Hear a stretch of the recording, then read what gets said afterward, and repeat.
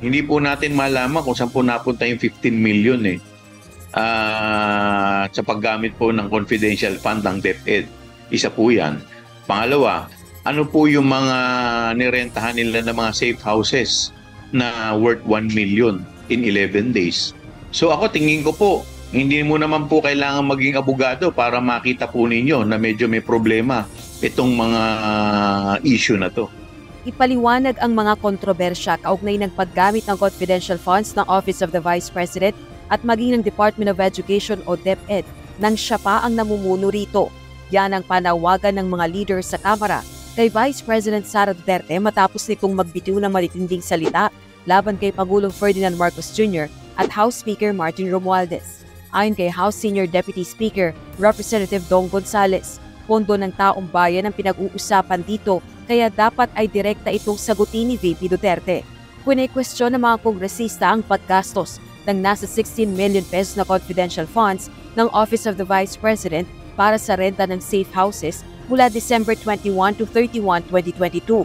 Sinisilip din ng House Good Government and Public Accountability ang paggamit sa Youth Leadership Summit event ng Armed Forces of the Philippines para i-justify sa Commission on Audit ang paggastos ng nasa higit 15 million pesos na halaga ng confidential funds ng Department of Education. Ito ay kahit inamin ng military officials na nanguna sa event na wala silang natanggap na pondo mula sa DepEd.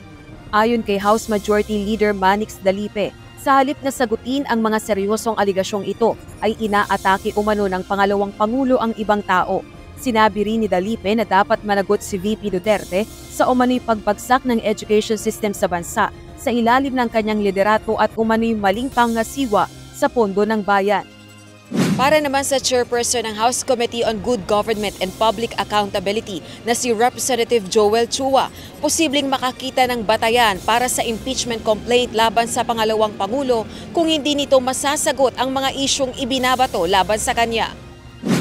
Ang House panel ang nag-iimbestiga sa sinasabing questionableng paggamit ng pondo ng OVP at DepEd ng kalihim pa nito si VP Sara. Well, kung hindi siya magpapaliwanag, medyo damaging at saka medyo mabibigat po yung nangyari po sa hearing kahapon.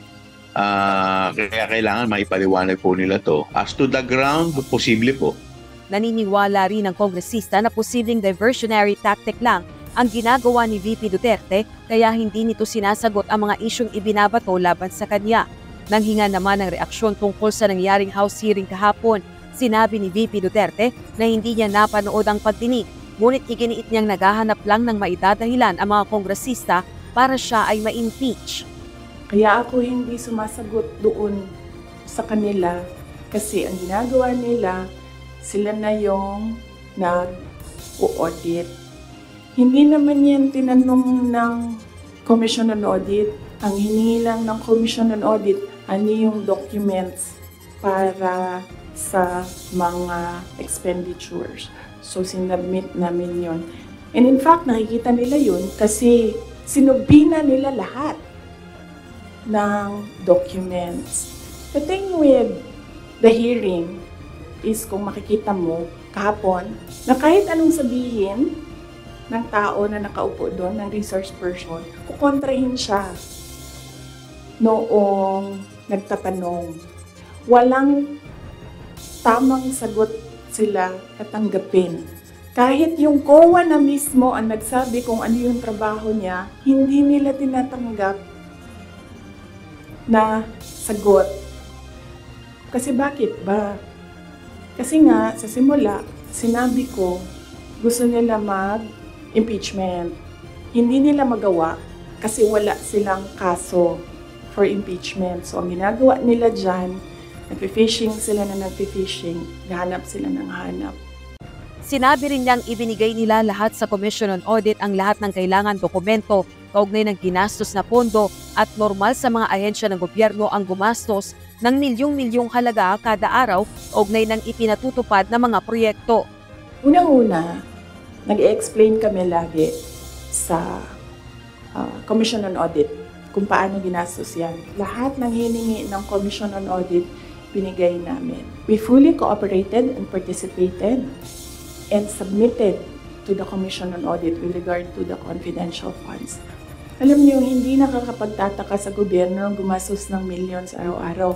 Kami doon sa DepEd noon, pumipirma kami billions in one day para maglabas ng pera. So, hindi nakakapagtataka ang 5 million, 10 million in a day. Pirma lang yan. Tapos lalabas na yung pera. Ibabayad na yan kung saan yan ibabayad. Tungkol naman sa aligasyong may padulas umano siya sa mga empleyado, ito ang tugon ng pangalawang Pangulo. Yung envelope na yan, antayin natin yung next hearing. Kasi hindi pa siya enough eh. Ang gusto nila kasing palabasin sa mga tao, yung envelope na yan, yung pera na yan galing sa confidential funds. Para sa akin, kulang pa siya.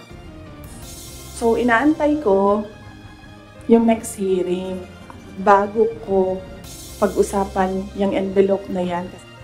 Sinabi rin niyang bilang vice-presidente, alam niya na maaari siyang ma-impeach at batid niya rin kung ano ang impeachable offenses. Rosalie Coz, UNTV News and Rescue. Diyos ang aming sandigan, serbisyo publiko ang aming pinahahalagahan.